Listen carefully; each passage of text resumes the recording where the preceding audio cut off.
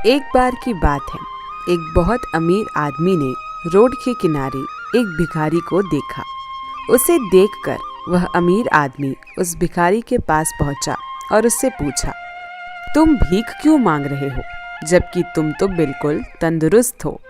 भिखारी ने जवाब दिया, मेरे पास महीनों से कोई काम नहीं है। अगर आप मुझे कोई नौकरी दें तो मैं अभी से भीख मांगना छोड़ दूं। अमीर मुस्कुराया और बोला, मैं तुम्हें कोई नौकरी तो नहीं दे सकता, लेकिन मेरे पास इससे भी अच्छा कुछ है। क्यों ना तुम मेरे बिजनेस पार्टनर बन जाओ। भिखारी को उसके कहे पर यकीन नहीं हुआ। ये आप क्या कह रहे हैं? क्या ऐसा मुमकिन है? हाँ, मेरे पास एक चावल का प्लांट है। तुम चावल बाजार में सप्लाई करो और जो भी मुनाफा होगा उसे हम महीने के अंत में आपस में बांट लेंगे। भिखारी की आंखों से खुशी के आंसू निकल पड़े। आप मेरे लिए जन्नत के फरिश्ते बनकर आए हैं। मैं किस कदर आपका शुक्रिया अदा करूं। फिर अचानक वो चुप हुआ और कहा, हम मुनाफे को कैसे बांटेंगे? क्या मैं 20% और आप 80% लेंगे, या मैं 10% और आप 90% लेंगे? जो भी हो, मैं तैयार हूँ और बहुत खुश हूँ। अमीर आदमी ने बड़े प्यार से उसके सर पर हाथ रखा और कहा, मुझे मुनाफे का केवल 10% चाहिए, बाकी का 90% तुम्हारा, ताकि तुम तरक्की कर सको। भिखारी अपने घुटने के बल गिर पड़ा और रोते हुए बोला, आप जैसा कहेंगे मैं वैसा ही करूँगा। मैं आपका बहुत शुक्रगुजार हूँ। और अगले ही दिन से भिखारी ने काम करना शुरू कर दिया।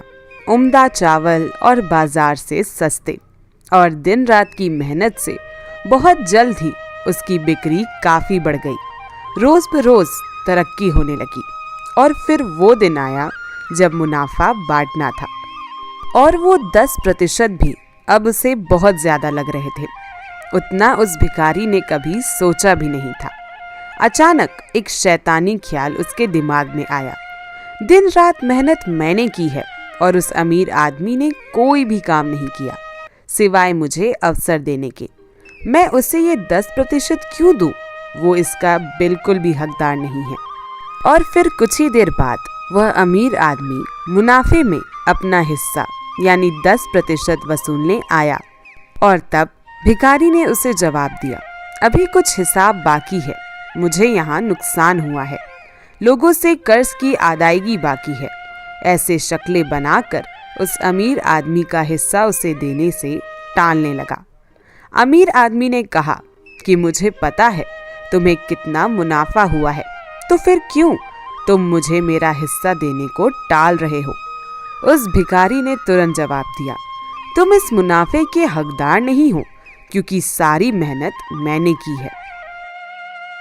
अब जरा सोचिए, अगर वो अमीर आदमी हम होते और भिखारी से ऐसा जवाब सुनते तो हम क्या करते?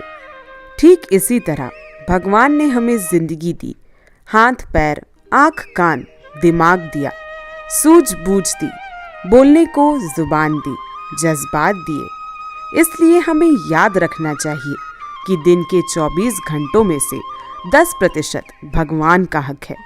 हमें इसे राजी खुशी भगवान के नाम सुमिरन में अदा कर देना चाहिए। अपनी आय से 10% निकालकर अच्छे कर्मों में लगाना चाहिए और भगवान का शुक्रिया अदा करना चाहिए। तो दोस्तों, ये थी एक बेहतरीन कहानी। अब मिलते हैं अगली वीडियो में कुछ और ऐसी ही अच्छी कहानियों और बातों के साथ। तब तक के लिए राधे राधे। और ये वीडियो देखने के लिए आप सभी लोगों का बहुत बहुत धन्यवाद।